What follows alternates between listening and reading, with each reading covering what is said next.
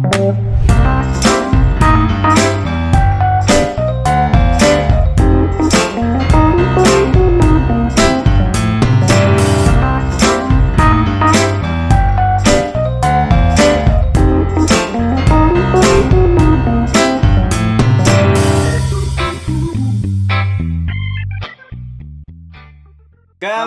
lagi di Pixie.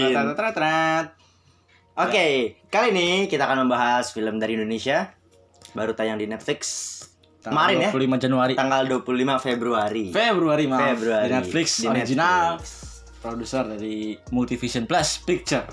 Ya, judulnya adalah Giz and Anne sesuai dengan di thumbnail. Giz and Anne. Jadi merupakan adaptasi dari novel dengan judul yang sama. Giz and Anne juga. Dari penulis Rintik Seduh. Atau nama aslinya Nadifa Aliasana kalau nggak salah ya. Betul. Betul. Dibintangi oleh Junior Roberts Dan Hanggini. Nah, fun fact-nya juga ini merupakan debut si Hanggininya ya, debut jadi aktor dia. Betul. Jadi ya, sinopsisnya menceritakan tentang Giz dan Anne. Giz and Anne sesuai judulnya ya. Ya, yang berpacaran dengan masalah utamanya yaitu LDR. Long distance relationship ya. Jadi kalau teman-teman yang udah baca bukunya mungkin punya ekspektasi yang tinggi dari film ini ya. Jadi ini merupakan review dari kita yang bukan membaca bukunya ya, teman-teman ya. Yang gue suka debut Hanggini di sini. Dapat banget. Maksud gua dia sebagai debut ini udah berhasil dapat ekspresi-ekspresi yang lumayan sulit gitu loh. Modelnya gue rasa dia kayak Vanessa Presila lah ya. Vanessa, oh ya. Dari yang maksudnya belum ada apa-apa lah sama dunia acting, terus masuk jadi pemeran utama ya kan di film. Tapi dapat banget emosinya. Berarti dengan debut ini bisa membuka peluang ke depannya gitu mungkin, ya. Mungkin. Kalau yang gue suka sih di sini dari karakter dari Giz and Anne sendiri. Yang gue suka banget dari Giz juga, terutama si Anne juga gue suka dari karakternya tuh bener-bener ya, terlepas dari semua itu kayak karakternya itu gue demen sama karakter orang seperti ini. Terutama si Giz itu yang kayak sebagai cowok dia di sini tuh gentle banget. Gue suka banget karakternya.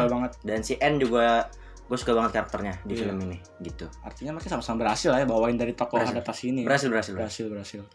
Gue juga suka di sini sebenarnya suka sama si Giz ini sama Cadilnya sebenarnya. Entah kenapa gue suka jadi ya bagus aja gitu menurut gue. Ya ini alami dari aktornya lah ya. Ya kan. Dari Junior Roberts-nya memang dia disebutkan actingnya keren men. Gak bisa ngomong actingnya keren. Dewasanya dapat banget. Betul. Si Giz ini. Iya, terlepas dari kedua tokoh itu Giz and Anne, gue juga suka sama lingkungannya gitu loh. Ya. Keluarganya ya kan. Iya, abangnya Anne itu. Iya. Enak banget dia aktingnya. Terus juga teman-temannya itu geng-gengan dia itu. Terutama si Amel ya, Amel Carla itu aktingnya benar-benar cairin suasana banget gitu loh. Enak aja ngikutinnya gitu, kayak waktu dia bilang, pengen nangis ya kan gitu kan. Itu kan jokes-jokes sekarang banget coy. Maksudnya bercandaannya ya dapat sih. Iya, up to date banget. Meskipun latarnya sini 2016 ya yang disebutin ya. Iya, awalnya gue ngerasa kayak ini kan Giznya kan ngasih AirPods ya namanya. iPods ke Anne. Gue pikir ini mungkin tahun 2010-an gitu. Cuman si Giznya tuh ada adegan dia naik Vespa Matic yang baru. Terus ternyata di ending di pertengahan jelasin ini tahun 2016. Iya. Jadi menurut gue latarnya masih masuk akal sih. Terus gue juga suka di sini kan romance ya. Genrenya. Di film ini romance itu nggak norak gitu. Nggak kayak film-film biasanya dia romance tapi nggak norak. Nggak gitu. lebay. Mungkin juga karena dibalut sama hubungan mereka yang LDR, jadi nggak terlalu norak. Dan ya itu kata gue, menurut gue nggak terlalu norak. Gue sukanya di situ nggak terlalu norak. Meskipun ada puisi-puisi di sini juga nggak cringe banget. Iya, nggak cringe. Enak juga kita nikmatinnya gitu. Lagu-lagunya? Nah, soundtrack terutama gue suka banget karena kan di sini kan ceritanya di situ kan anggota band ya. Tapi bandnya itu dia backstreet sama orang tuanya, jadi dia bohong sama orang tuanya kalau dia jadi anak band gitu. Nah, tapi lagu-lagu yang dibuat di sini di filmnya tuh enak. Ya, enak. Maksud gue kalau misalkan dirilis secara resmi juga di YouTube di luar film juga menurutku bisa diterima sih. Gue kayak waktu ada adegan yang mainin pakai lagunya itu kayak lagi nonton video klip kan maksudnya. Bener dapet banget. Enak lagunya. Kebawa lah kita. Betul, lagu-lagunya enak lah ya. Iya. Nah, porsinya. Jadi kan diceritain Gis N ini kan LDR ya. Nah Gis ini ke Berlin Jerman, sedangkan N di Jakarta gitu kan. Tetap yang gue rasain porsi LDR mereka itu per adegannya pas gitu loh. Jadi kayak N Jakarta kemudian dipindahin ke Gis yang di Jerman. Benar-benar. Nggak ada yang tumbang tindih sama sekali gue ngerasa. Jadi kayak pas aja gitu loh. Pas, porsinya pas. Nggak ada berat sebelah ya. Iya, nggak ada yang berlebihan lah. Awalnya gue mikir kayak waktu Gis N ini masih PDKT ya, yang di panggung tuh pas pensi sekolahnya. Betul ya. Itu mereka masih nggak enak karena ngomongnya masih gua lu kan. Iya, masih belum akrab lah. Nah, terus pas waktu mereka kenalan lagi di bis, kalau kalian paham, itu kan udah setengah-setengah tuh. Ada aku kamunya, kemudian ada gua lunya lagi, dia bawa di situ. Sampai pas sudah nganterin di rumahnya N ya kan, itu mulai lebih stabil lagi, dialognya gue suka.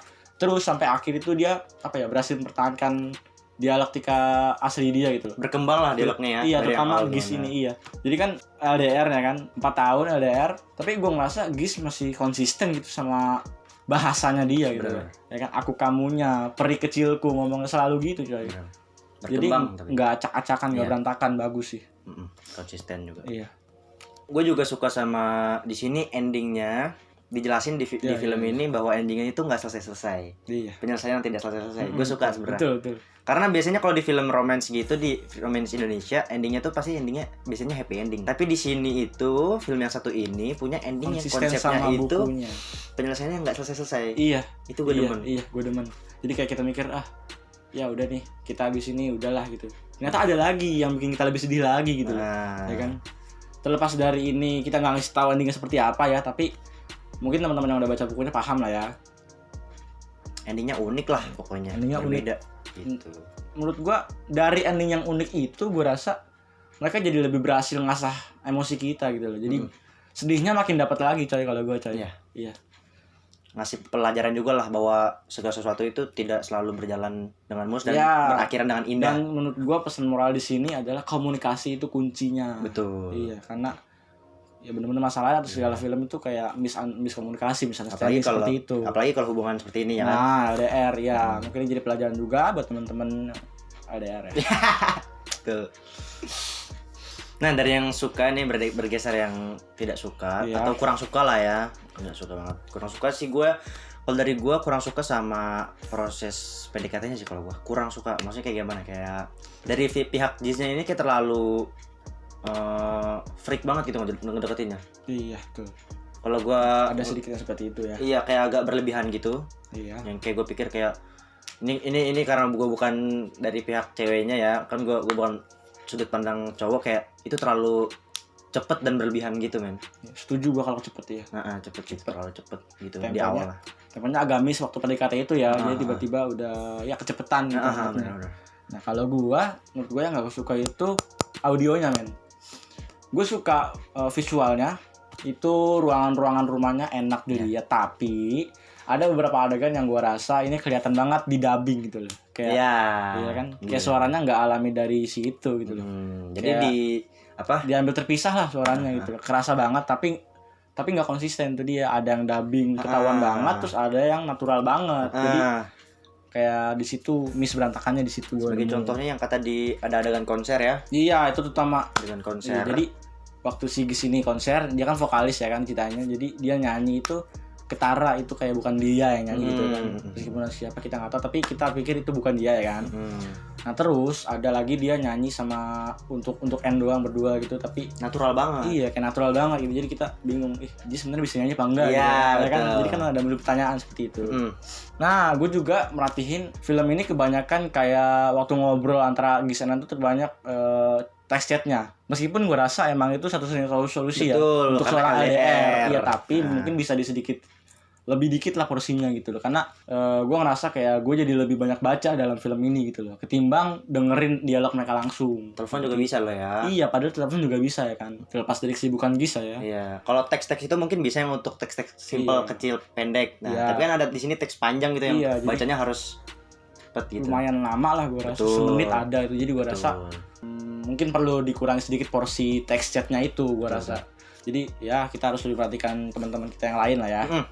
Gue juga di sini kurang sukanya itu dari segi timelinenya sih, maksudnya jarak gap time-nya itu di film ini menurut gue kayak terlalu cepet gitu. Tahu-tahu tiba-tiba dia dari SMA kuliah, keterima kuliah dan tiba-tiba udah lulus aja gitu. Oh, iya, bener. Nah mungkin kata gue dia menyesuaikan sama waktunya yang diberikan. Iya, iya. Berapa? 1 jam 110 menit.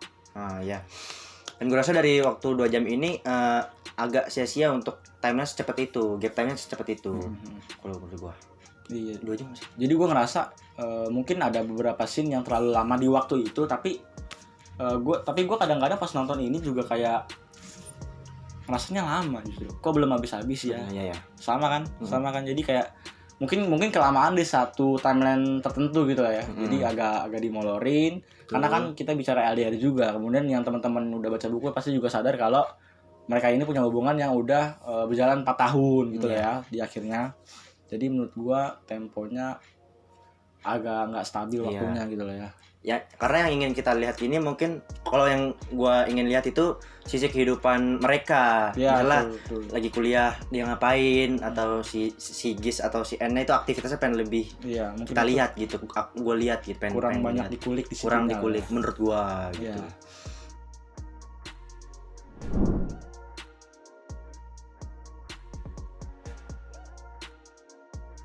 Ini pendapat kita dari nonton langsung ya lah ya, bukan dari baca novel loh. Iya, betul. Karena kita kita sebagai penonton yang belum baca novelnya ya. Mungkin kalau kalian udah baca novel terus nonton film ada ekspektasi yang berbeda, silakan kita, luapkan, tulis saja di kolom komentar, silakan. Betul. Kita juga terima saran-saran dari kalian, nilai kalian tulis saja silakan. Baik, segitu aja mungkin. Kita ketemu lagi di Video selanjutnya. Bye bye. Bye bye.